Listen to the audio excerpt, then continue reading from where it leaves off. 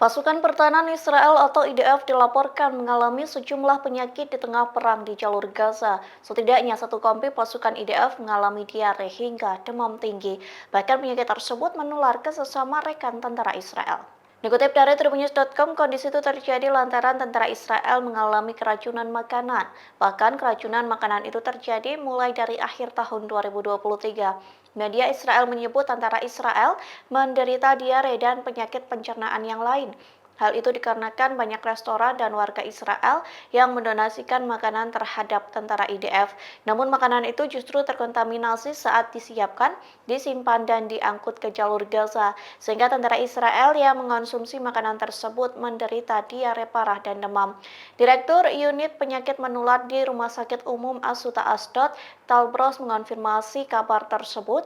Ia mengatakan penyakit pencernaan yang diderita tentara IDF berasal dari infeksi oleh bakteri Shigella. Akibatnya tentara IDF radang perut hingga infeksi yang menular di antara para tentara IDF di Gaza.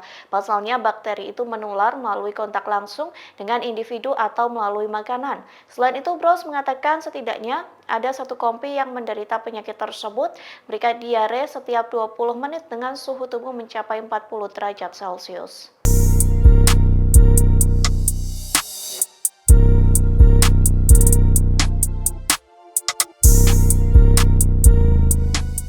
Presiden Turki Recep Tayyip Erdogan murka dan mengancam akan membalas serangan ke Israel. Bahkan pihaknya mengajak negara-negara Islam bersatu melawan Israel. Hal itu terjadi seusai Israel menembak tewas warga berkebangsaan Amerika Serikat Turki. Dikutip dari Hindustan Times, hal itu disampaikan oleh Erdogan dalam pidatonya yang disiarkan pada Sabtu 7 September silam, yang menuduh tentara dari pasukan pertahanan Israel atau IDF melakukan genosida. Pihaknya berjanji Turki akan melancarkan serangan balasan ke Israel. Erdogan menyerukan agar negara-negara Islam bersatu melawan Israel. Adapun sebelumnya, Israel menembak aktivis Turki Amerika Serikat, yakni Aysenur Ezgi Egi pada Jumat 6 September lalu. Penembakan itu bermula saat Egi berpartisipasi dalam demo penentangan pemukiman ilegal Israel di kota Baita. Sniper IDF pun menembak mati Egi dan satu perempuan asal Palestina. Tembakan itu disebut tepat mengenai kepala korban. Hasil otopsi jenazah pun menyatakan bahwa Egi tewas terbunuh. Pasalnya peluru sniper IDF bersarang di bagian kepalanya.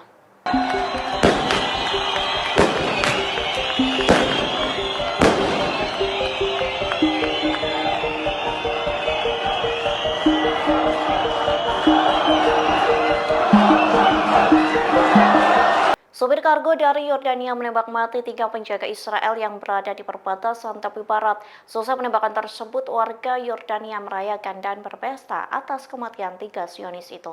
Dikutip dari tribunnews.com, tembakan itu terjadi di Yordania dan tepi barat yang diduduki pada Minggu 8 September. Beredar di media sosial, video yang memperlihatkan warga Yordania berkumpul dan berpesta. Mereka berkumpul di tengah kota dan dengan mengibarkan bendera Palestina. Dinarasikan pesta tersebut diadakan di pusat ibu kota Yordania, yakni Amman. Kementerian Dalam Negeri Yordania mengungkap identitas sopir truk yang menabrak Zionis.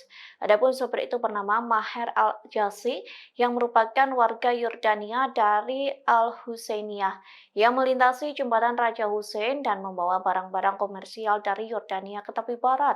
Berdasarkan penyelidikan awal, pelaku bertindak seorang diri. Kementerian Dalam Negeri tidak menjelaskan motif dibalik penembakan tersebut, namun hal ini terjadi seiring meningkatnya ketegangan dan bentrokan di tepi barat, tempat tentara Israel melakukan operasi militer skala besar selain di jalur Gaza. Download Tribun X sekarang, menghadirkan lokal menjadi Indonesia.